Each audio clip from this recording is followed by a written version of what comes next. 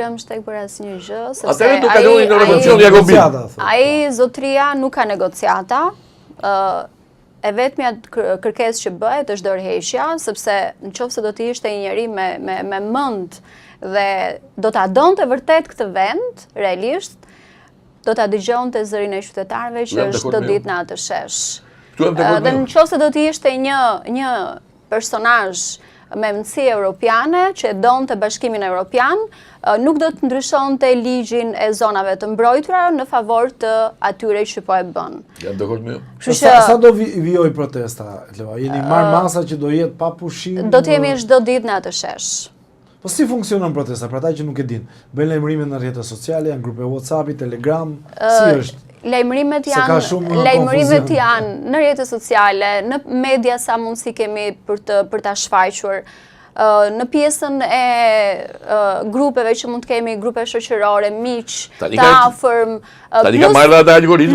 plus në çdo shesh çdo ditë përsëritet nesër më shumë dhe qytetarët e dëgjojnë dhe vlerësojnë këtë gjë dhe na bashkohen çdo ditë në shesh. Do falë vetëm për gjë, si ta sillen këtë që tha ai Arben Kola, se unë kjo e shoh. Arben Kola ka ide, një nga organizatorët, që tha një ditë në televizion, që do unë të trajtova nga këto shkrimet e mia, që tha, është e vështirë, tha, shumë kjo histori, tha, sepse këtu ka mira njerëz që duhet bëhen, tha, kryeministra, 1000 tjerë, tha, që kanë mendime nga më të ndryshmet, sa që shajnë këtë, sa që shajnë atë. Mendimi vërtet, ha?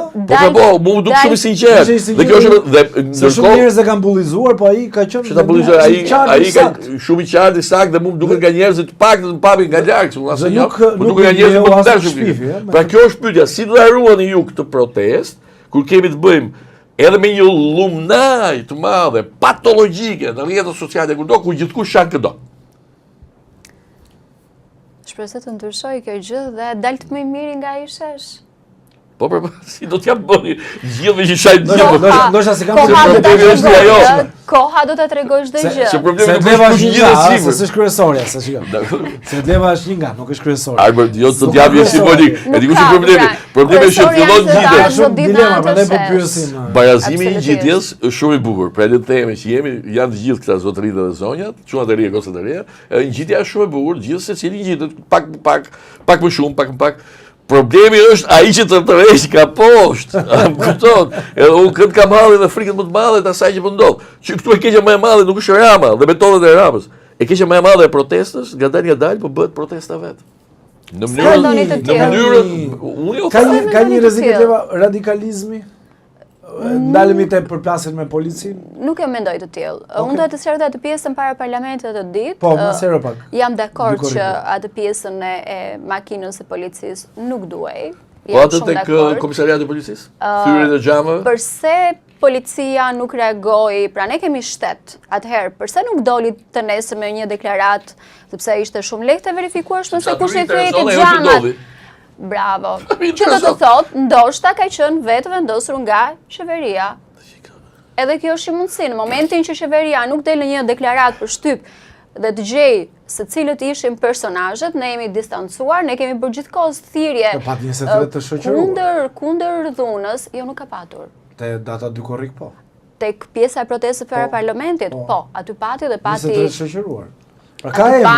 Aty pati dhe nga ata që ishin shoqëruar pa të drejtë, siç ishte Arber Leshi edhe Albion Nikola, kështu që unë mendoj se edhe këtu është ndar opinioni publik, mos është një grup radikal që po e shfrytëzon në favor të Partisë Demokratike këto tensionet, sepse për shembull un pash atë pjesën që quhet një polis me tull në kokë, në kohë që po rrinte, domethënë më duk pa lidhje fare dhe mbi gjitha dëmimi i madh. Po pjesën e para e pat që ne ishim në rreth të parë vetëm goca dhe pjesa e policisë, ata që ishin me skafandër na hodhën piperi në fytyrë dhe ishim të gjitha goca. Jam kritik dhe me atë pjesë. Momenti i dytë ishte kur polica civil kanë hedhur shashka në këmbët e femrave.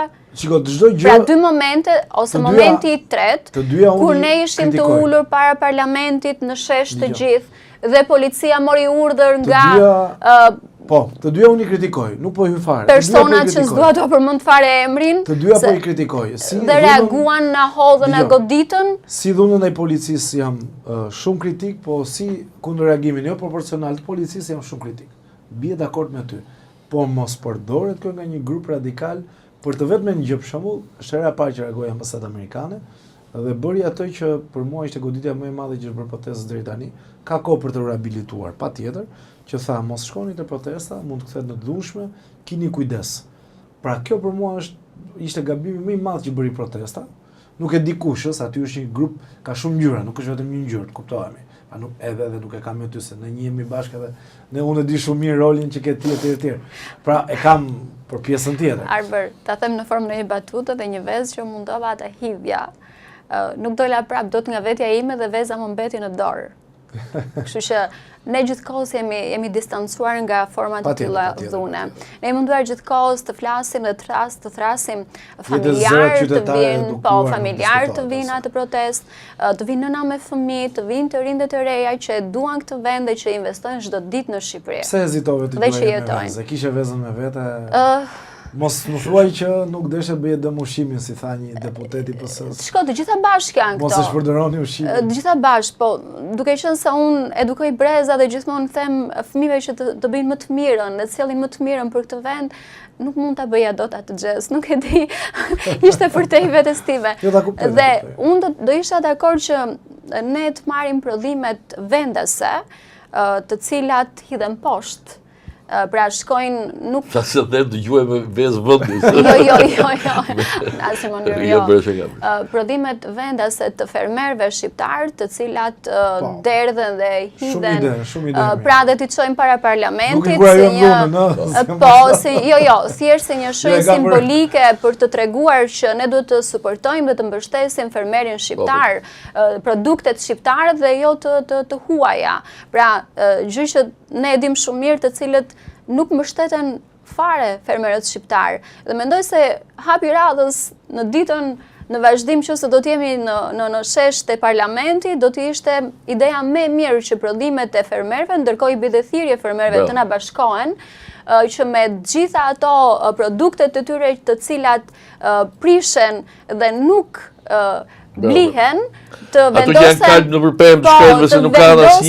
vendosen para atij parlamenti për të treguar që ja ku janë shqiptarët, e duan këtë vend, punojnë për këtë vend, por nuk mbështeten nga qeveria. Çuli, kjo është pjesa e shëndetshme. Kjo vajza,